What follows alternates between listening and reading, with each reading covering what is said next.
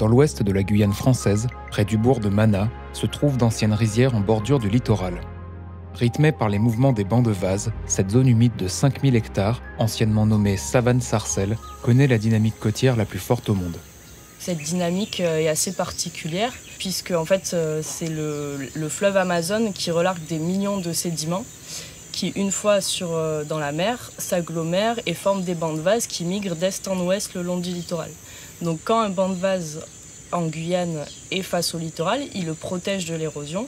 Par contre, quand il repart, l'érosion reprend de plus belle et c'est là où on a des taux de recul énormes. Au début des années 2000, le banc de vase protégeant la zone se déplaça peu à peu et disparut en 2010, laissant les rizières à la merci de l'érosion. En 15 ans, un tiers des parcelles partirent à la mer, fragilisant durablement la filière risicole. Suite à toutes ces difficultés, les riziculteurs sont partis peu à peu et le dernier est parti en 2010. Depuis, donc, le site est à l'abandon, donc le milieu s'assèche et se referme. Donc la végétation reprend le dessus. Et en fait, il y avait beaucoup d'espèces d'oiseaux, dont les limicoles, des limicoles migrateurs d'enjeu international, qui affectionnaient particulièrement ces rizières. Voilà, et depuis que la végétation se referme, en fait, les populations de ces limicoles ont drastiquement chuté. En 2016, un premier diagnostic écologique mené par l'association guyanaise GEPOG constate la dégradation de la zone humide depuis l'abandon de l'exploitation. Cette situation préoccupante alerte le Conservatoire du littoral qui engage une première maîtrise foncière sur les rizières de Mana en 2018. Le site est alors affilié au projet Adapto avec l'objectif de faciliter la mise en place d'un plan de gestion en concertation avec les acteurs locaux.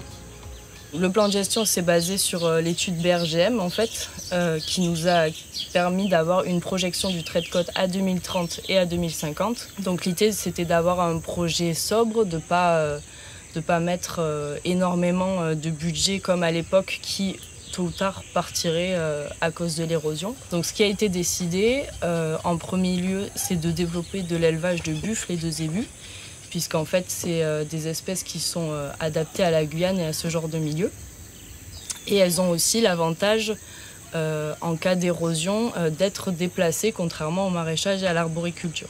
Ensuite, il y a du coup des actions au niveau de l'écotourisme. Donc des sentiers vont être ouverts déjà pour les Mananais pour qu'ils puissent avoir accès à leur littoral parce que c'est plus le cas en fait maintenant, sauf par voie maritime. Et aussi pour de l'observation ornithologique. Dans ce plan d'action, les atouts naturels du lieu sont notamment pris en compte. Par exemple, la restauration du chênier pourrait revaloriser le système de protection naturelle. En fait, en Guyane et sur le site des rizières, on a ce qu'on appelle des chêniers. C'est des cordons sableux fossiles et ça fait du coup un bourrelet de sable qui est une protection naturelle contre l'érosion. Le problème de ce chênier, c'est qu'il a été perforé par tous les ouvrages hydrauliques et ça ne lui donne plus son caractère naturel qui lui permet de lutter contre l'érosion. Donc une des actions qu'on souhaiterait faire, mais il y a encore des études préliminaires à faire, c'est de retirer ces bus pour qu'il retrouve son aspect naturel. Repenser le réseau hydraulique vétuste fait partie des projets incontournables du plan de gestion. Sa restauration, même à minima, permettrait de limiter les intrusions d'eau salée, mais aussi d'irriguer à nouveau certaines parcelles, ce qui améliorerait donc l'accueil des oiseaux migrateurs. Depuis 2010, y a quand même un soufflet qui a fait que la commune est beaucoup moins dynamique. Donc les gens qui ont connu à l'époque ce site sont en grande majorité favorables au projet et ils ont hâte souvent que ça débute. Ouais.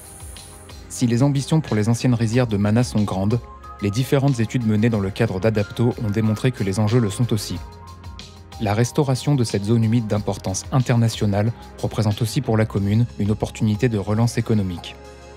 Des partenariats avec les acteurs du territoire permettront la mise en place de nouvelles activités agricoles et écotouristiques compatibles avec la dynamique littorale locale. Ainsi, des éleveurs mananais pourront s'installer et les usagers pourront enfin découvrir la biodiversité exceptionnelle du site à pied, voire même en canoë.